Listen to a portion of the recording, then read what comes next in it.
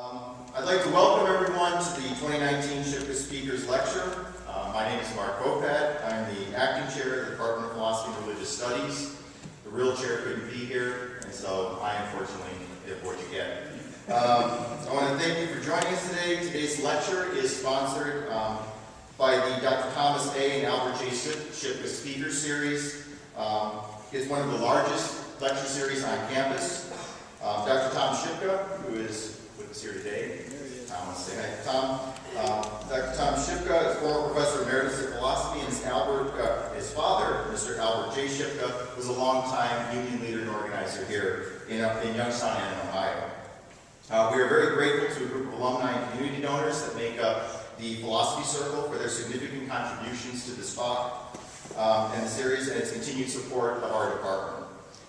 Without assistance or without their assistance, these lectures would not be possible. Now, it's my pleasure to introduce today's speaker, Dr. Peter Singer. Peter Singer was born in Melbourne, Australia in 1946 and educated at the University of Melbourne and the University of Oxford.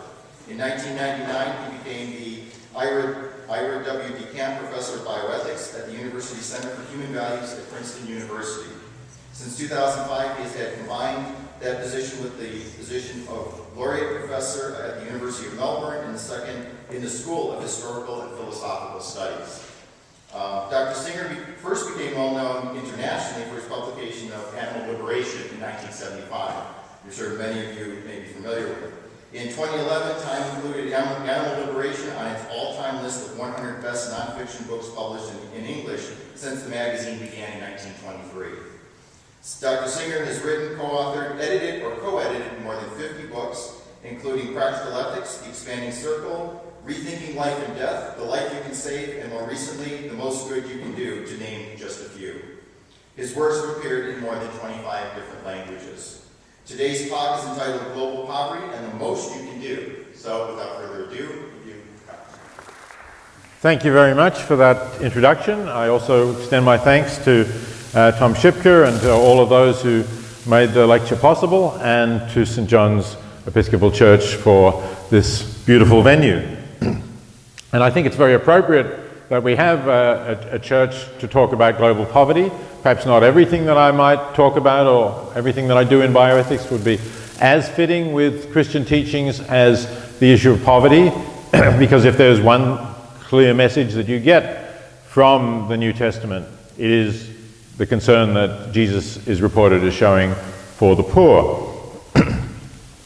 So let me start this with a story that I've used many times, and originally in an article that I published in the 70s called Famine, Affluence and Morality, and I know that some of you will have read that, but maybe not all of you are familiar with this.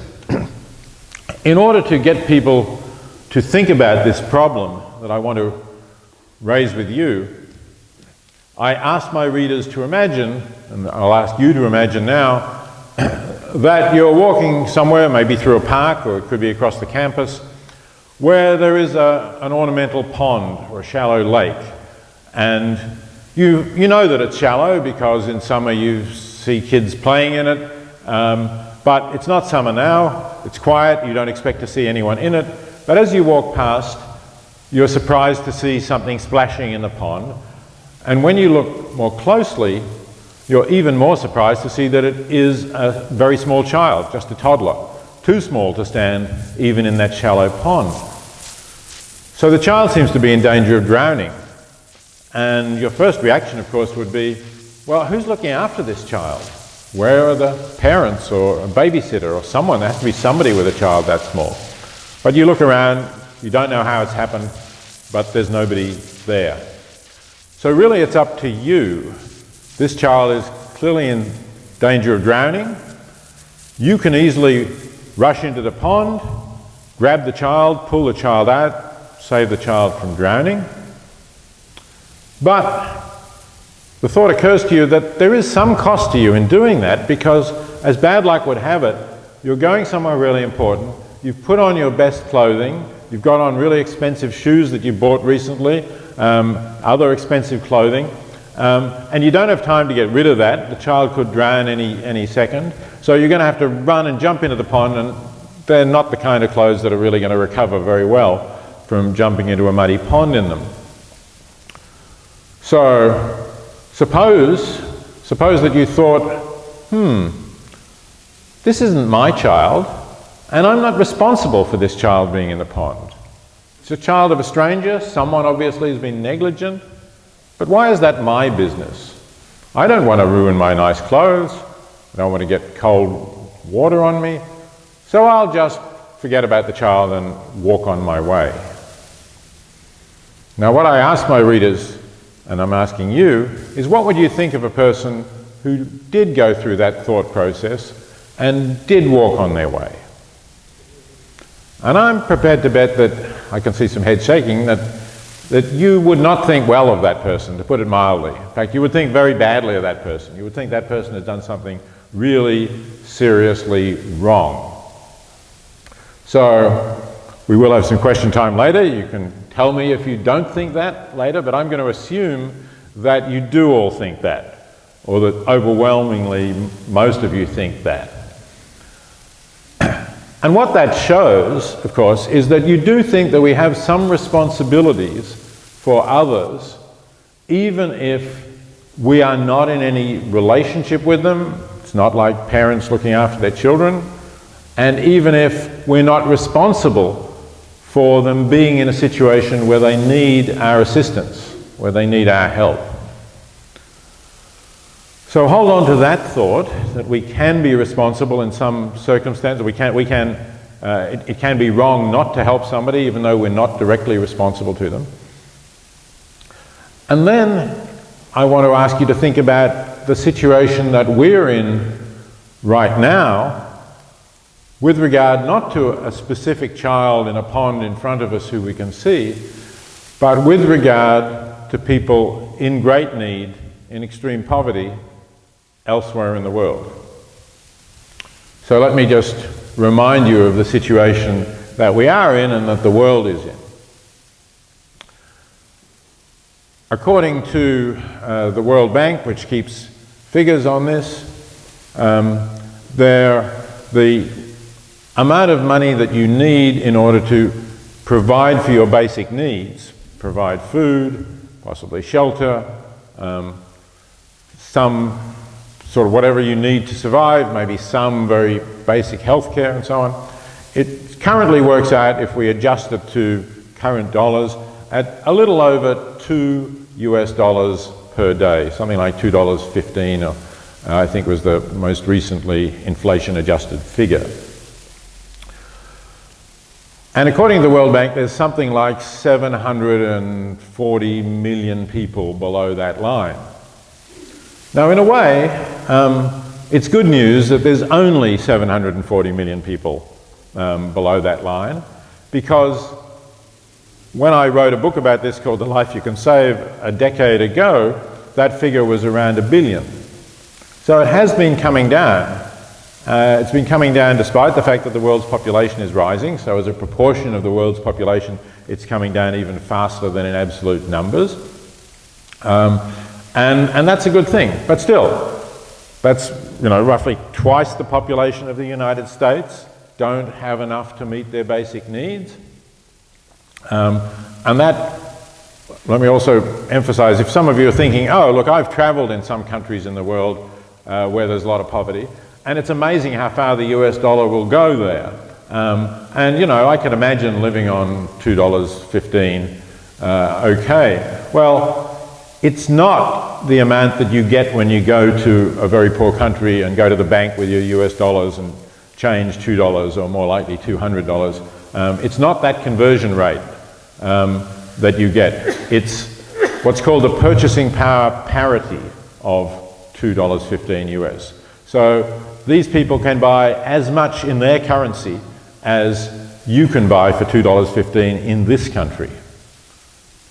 So when you think about that, you realize this is very little money. It's very obviously going to be very hard to live on that. And people who do live on that, who are in extreme poverty as the World Bank defines it, do tend to be hungry, not necessarily all the year, but some of the year maybe, while they're waiting for their harvest to come in. Hungry and not well fed, undernourished. They are likely to lack access to safe drinking water, so they may have to walk for miles to get water, and then when they get it, it's not safe to drink, so they also have to gather firewood and boil it, use more energy to do that. They may not be able to afford to send their children to school, or if they can, then their children won't have any books or anything like that. They can't afford that. They can't afford basic health services. Their children die from diseases that either don't exist in this country at all, or when they do happen, can be treated and successfully cured, dealt with. So it might be diseases like malaria, which doesn't really exist here, or it might be diarrhea, which we do get here, but it's not fatal, because if it gets severe, you can be treated. They have a life expectancy that's typically something like 20 years less than we have. But if they do manage to live to old age, then things happen to them that we again would routinely treat. For example, you may know older people, don't have to be that old really, who have cataracts, who develop cataracts over their eyes, and their vision starts to blur. Well, they can get that removed. Any kind of health insurance will cover that. If they're too poor and they're on Medicaid or Medicare, they will get that done automatically. People aren't blind here because of cataracts. But something as simple as that, you can't afford that, you don't have health coverage, so you're likely to be blind for your later years if you develop cataracts. Those are all things that we take for granted. So that's the nature of poverty in the world, and the result of that is that children die. Just as the child was in danger of drowning in the pond, so children are in danger of dying from preventable causes, from things like diarrhea, from not having safe drinking water, from malaria. Contrast that with a situation of what we can, I think, reasonably call affluence in the world. And I don't really mean the people who are super rich. The debate's been about, and some of the election discussion has been about. I mean people who are middle class in an affluent society like this one, and who therefore not only can provide for all of those needs that the people in extreme poverty can't provide for, and they can also make provision for the future, reasonable provision for their retirement or old age, whatever that might be, whatever they might need, and on top of that, they have money to spare on things that they obviously don't need. And the things that we obviously don't need might be expensive things for some of us. You know, again, at the top end, they might be luxury cars. But at the bottom end, they're things just like going to the movies, which is not something you need. It's something we all take for granted, or subscribing to Netflix or whatever it might be. But we all take that kind of entertainment for granted, but it's not really a need. And then going down to things that are even less expensive, buying bottled water when water that comes out of the tap is safe for us to drink, or buying sodas or other drinks that we don't need. So if you're in that category where you can do these things, even the small things, without really thinking about it, just take it for granted that you can do that, you're affluent by global standards. So that then gives us the possibility of doing something to save a child's life, or save the lives of more than one child. And that's where the analogy of the child in the pond comes in. We do have the possibilities for saving children's lives. There are many different ways in which we can make a difference. One of those ways, to give you just one example, is we can donate to an organization called the Against Malaria Foundation. The Against Malaria Foundation distributes bed nets in places where malaria is a problem. Something like 1 million children die every year from malaria, and almost all of those cases could be prevented. The simplest and least expensive way of preventing them is to give families in malaria-prone regions a bed net, a net to protect them from malaria-carrying mosquitoes. And that's been shown by rigorous studies to prevent malaria, which, even if you don't die from it, is a pretty nasty disease to have, and it's specifically to reduce mortalities from malaria in children, because although adults get malaria and suffer from it, it's mostly children under 5 who die from it. So bed nets are very inexpensive, less than $5, even including the cost of distributing it and telling families how to use it, educating them in the importance of using it. And while it's not true that you can save a child's life for $5, because not every bed net saves a life, but if you give enough bed nets, then children's lives will be saved. And depending how much you've given, you could say, I've saved a child's life, or I've contributed to saving a child's life.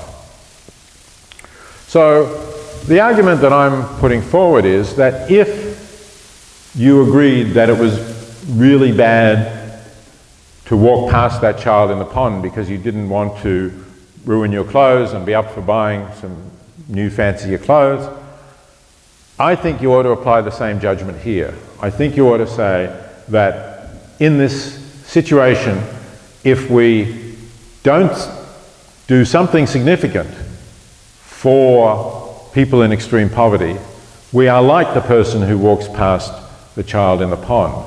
We are turning our eyes away from lives being lost, lives that we could save or contribute to saving.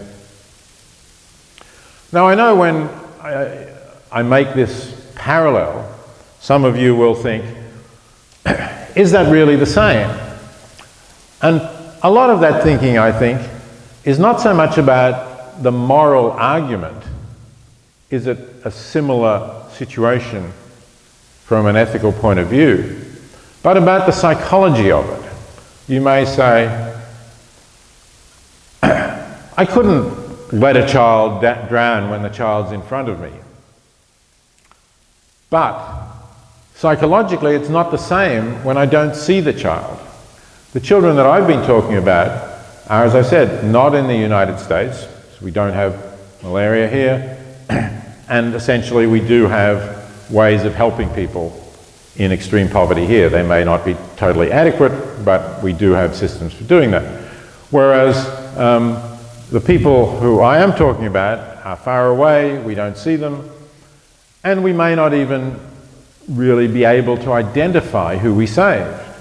As I said, if we give money that distributes 100 bed nets or something like that, we may expect that one of them will have saved a child's life, but we'll never know which child's life was saved. Even if we were to go and follow the distribution around and look at all the villages, we would never know, because it's a hypothetical. One of these children is likely to have died, but we don't know which one.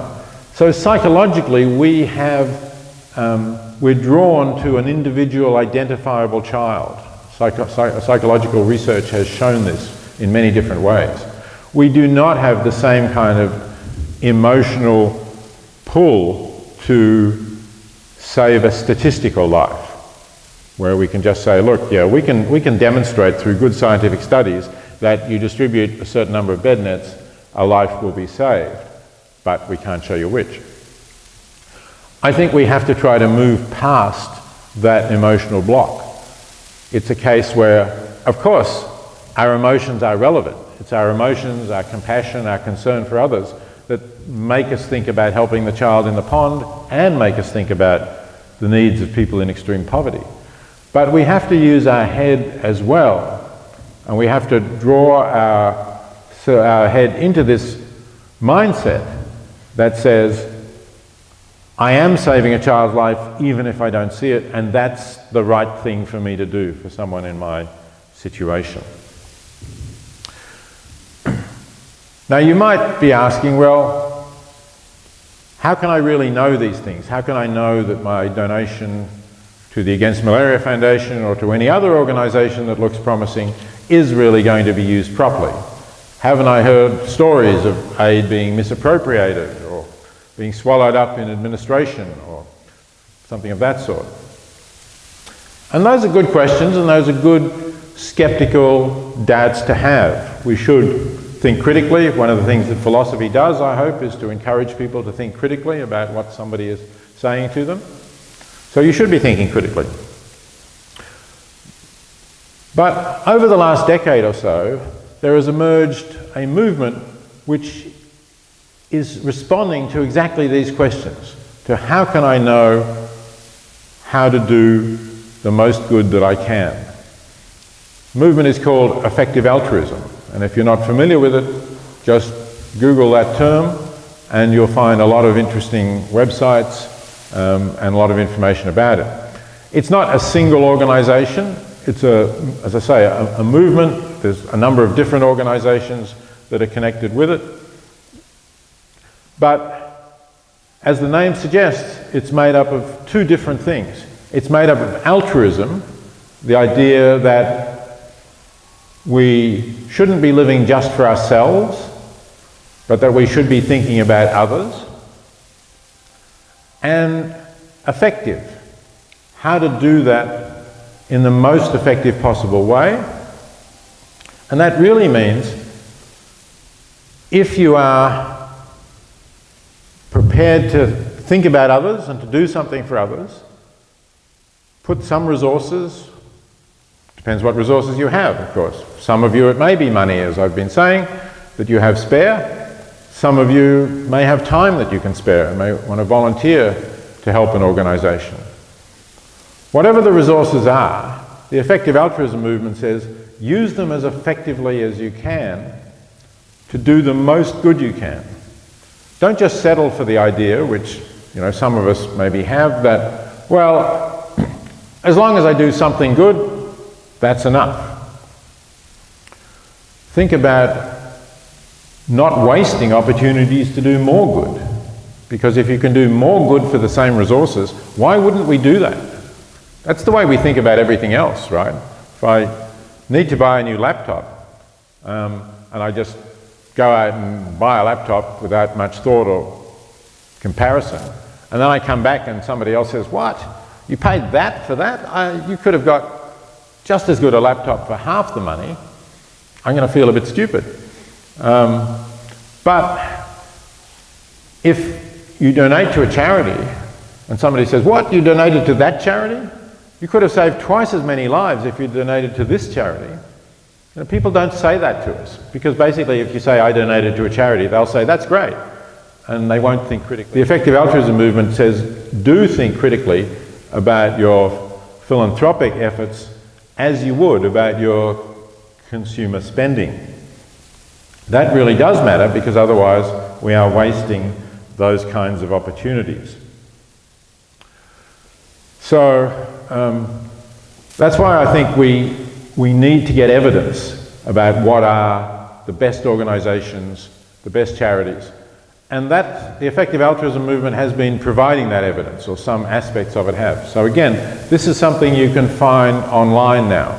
You can go to websites like GiveWell. There's an organization called GiveWell, givewell.org, which consists solely of people, researchers, who are looking at effective charities. And they're completely independent of those charities.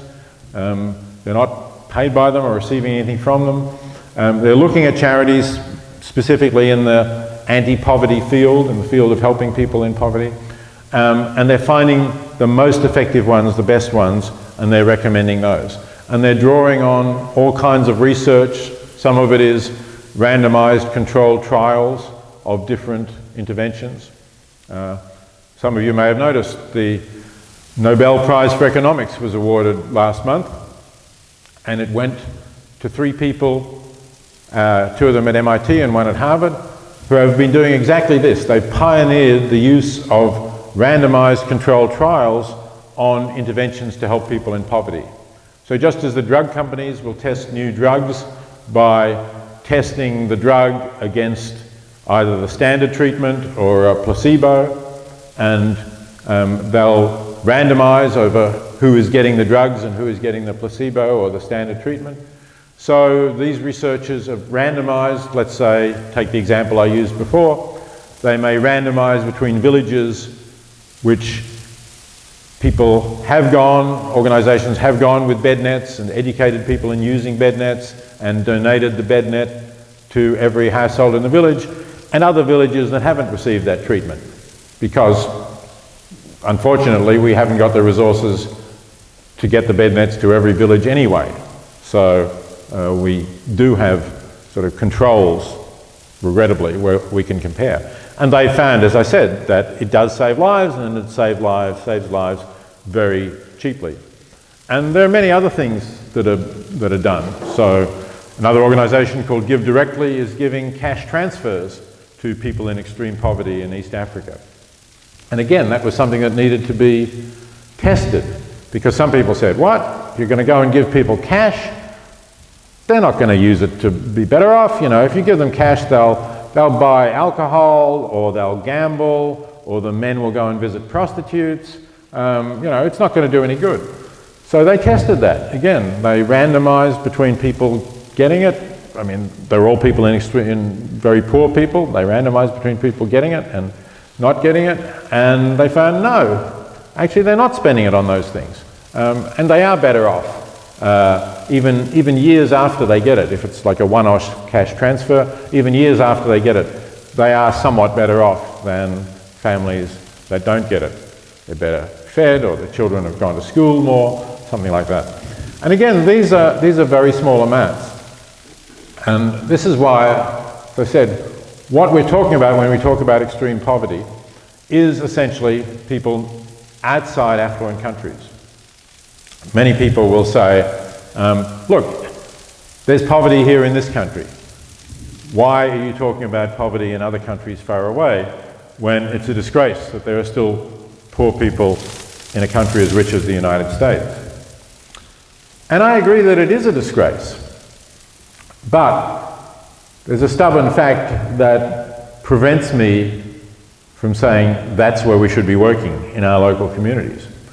And that fact is that even if people are poor here, it's a relative poverty. It's relative to the standards that other people have.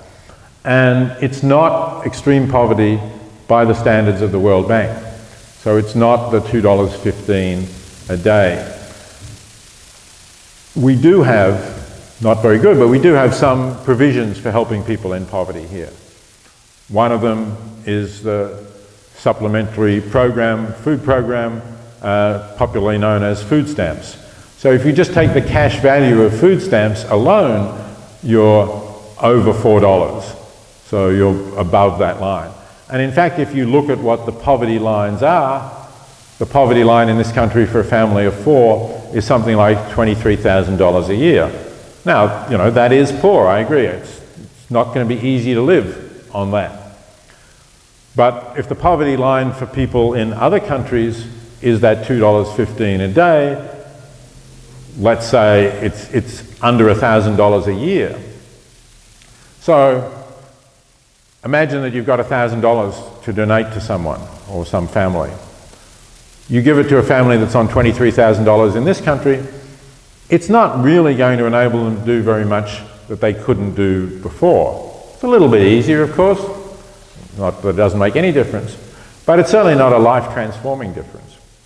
You give $1,000 to a family who are living on $1,000 a year, and it can be transforming, and this is what the studies of Give Directly's grants show. For example, the poor families in East Africa often live in a house that has a thatched roof.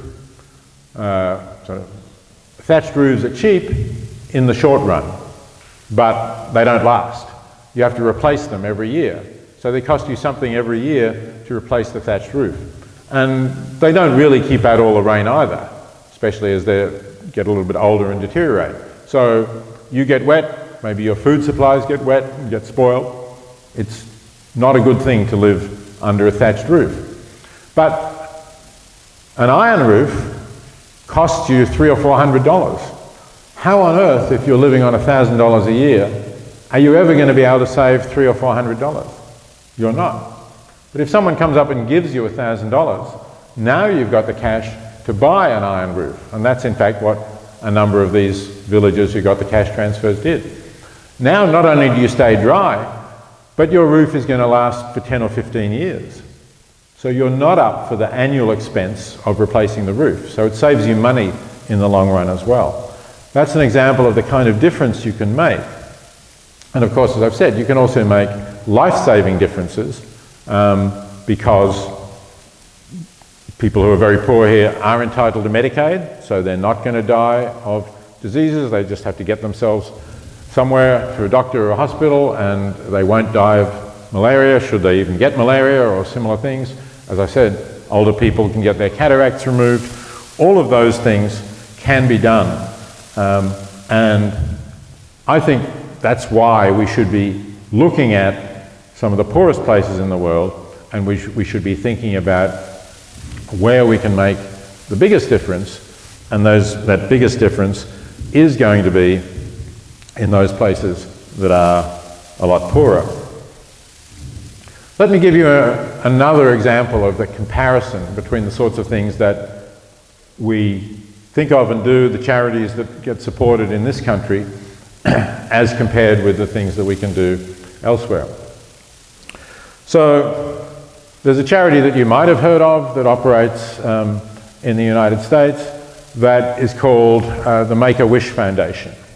The Make-A-Wish Foundation invites parents of very sick children, often children who have a form of cancer and are going to die from that, to tell them what their child's wish is. Is there something that their child wishes for? Obviously not the cure for the disease, but some kind of wish.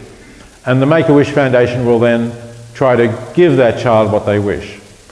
So one highly publicized example a couple of years ago was a child whose wish was to be Bat Kid. So the child was a fan of the Batman movies and wanted to be Bat Kid. So the Make-A-Wish Foundation got a car which it made to resemble the Batmobile. It got a guy dressed up as Batman. It gave the kid a Bat Kid outfit. The Batman drove to a place where he said the villain was there. They arrested the villain. He brought him to the mayor, this was in San Francisco, to the mayor of San Francisco, who was all part of the story, and the mayor of San Francisco congratulated Batman and Bat Kid and handed them the keys to the city. So the kid had a terrific day, right? And that's always good if kids have a terrific day, whether they're sick or not. But how much did this cost? Well, the Make-A-Wish Foundation won't tell you how much it cost, but it does say that on average it costs $7,500 to grant a child's wish. So one child had one great day for $7,500. According to GiveWell, you can save the lives of more than one child for that, depending exactly what the method is. Maybe, 3 or 4 children whose lives could be saved. Obviously, if you asked any parents, would you rather your child's disease that's going to kill your child was cured, or would you rather your child's wish was granted for a day? Nobody would hesitate for a second. But here we are, using resources that could save the lives of children in other countries to give a sick child a great day. Again, it appeals to our emotions. We see the child. We get photos of the child or video of the child having this great day. And we are drawn in by that. But we don't see the other children that we're helping. But I think this is still a mistake. I'll give you a different example. Another useful charity that has popular support here is the guide dog organizations that train guide dogs for people who are blind. Again, we think this is obviously a good thing. If we help somebody who's blind to get around, very good.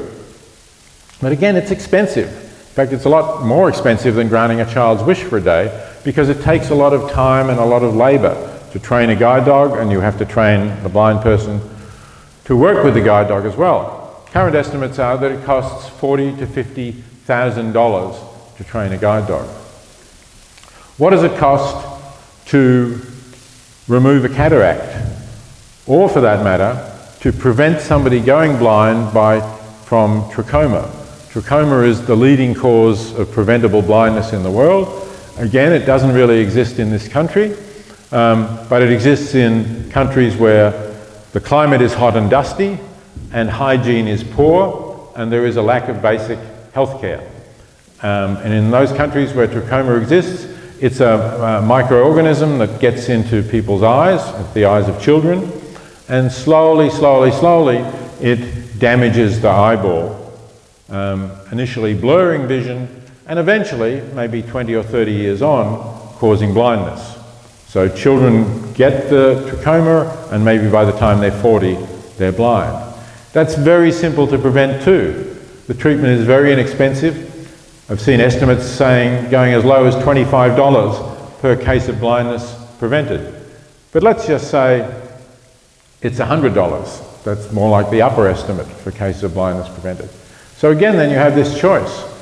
You can provide a guide dog for one person, let's say at a cost of $40,000, or you can prevent blindness from trachoma or cure blindness by cataract removal, which is also not going to cost much more than $100, for maybe 400 people. And again, it seems very clear that it's better to remove, to prevent or cure blindness than it is to provide a guide dog for someone who is blind. So, you know, many people think that this is sort of a very tough line to take, that you're saying that these good things that we support in our own community are not the right things to do. But I think that actually is the case. I wish it wasn't so in the world. I wish we had a world in which no child died from preventable causes, and no person was blind when their blindness could have been prevented or cured. But that's not the world that we live in. So I do believe that we should be thinking about the most good that we can do. We should be thinking about it that way. And I think that really is part of living an ethical life. And I think that's another factor, that we need to think of ethics itself in a slightly different way from the way that we typically do. We tend to think of ethics as doing enough to meet a certain requirement, or not falling below that requirement. And those requirements tend to be phrased in things that you should not do.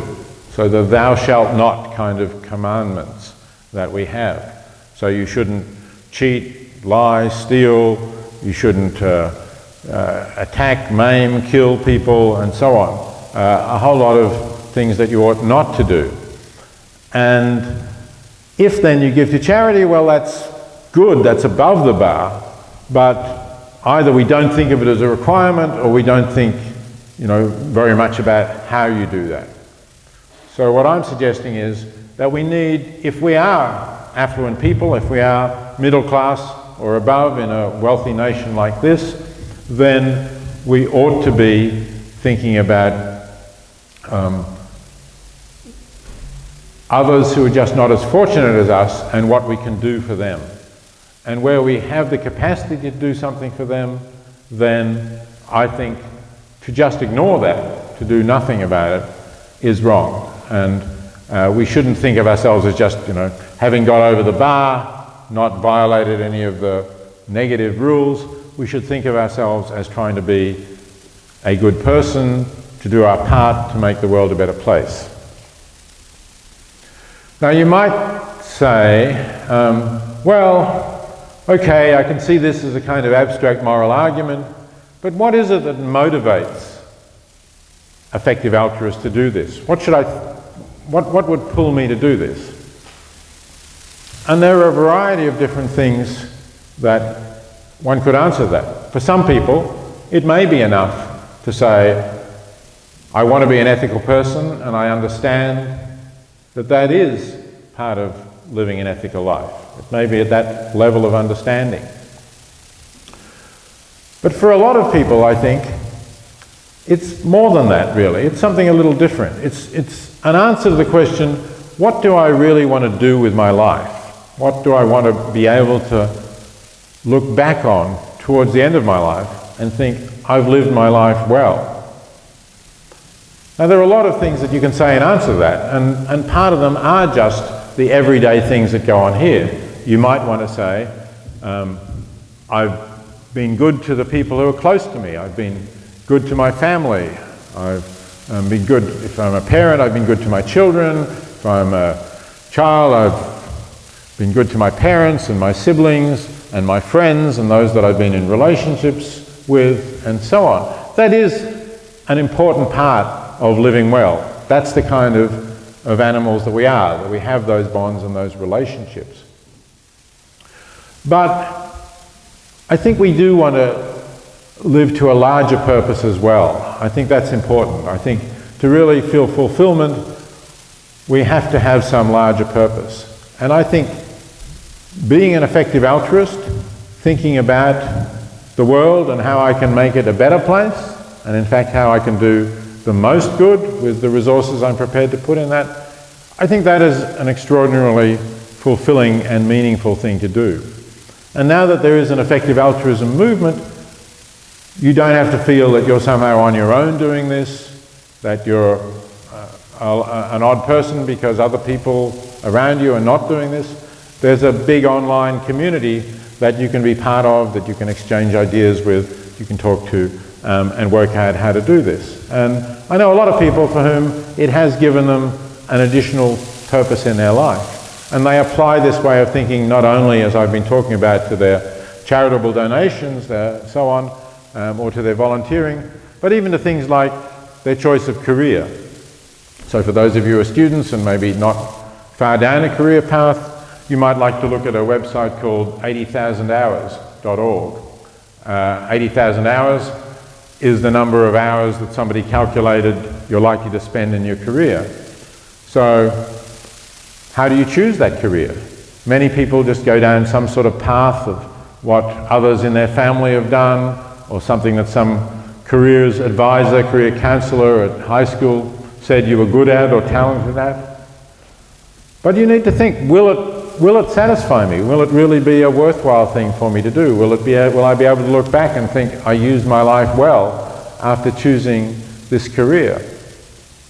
And I think that's another important aspect of effective altruism. 80,000 hours will tell you which careers are likely to enable you to do good and make a positive contribution to the world, and what the chances are of your succeeding in doing that in different ways. So that's why I entitled this talk, Global Poverty and the Most Good You Can Do. They're not exactly the same. You can certainly do something about global poverty, and I think that is one of the ways in which you can do the most good. But you can also think about that as an overarching guide to life. Again, not something that you do absolutely everything with everything you do. The effective altruism movement doesn't consist of saints who spend, every waking moment thinking, how can I make the world a better place? It consists of people who are pretty normal people like you, but people who spend at least, one of their significant aims, one of the things they want to do with their life is to do the most good they can, and both their head and their heart are working towards that objective. I do want to make sure we have time for questions, so I'm going to stop at that point, and we do have about 15 minutes, I think, for questions. Thank you very much.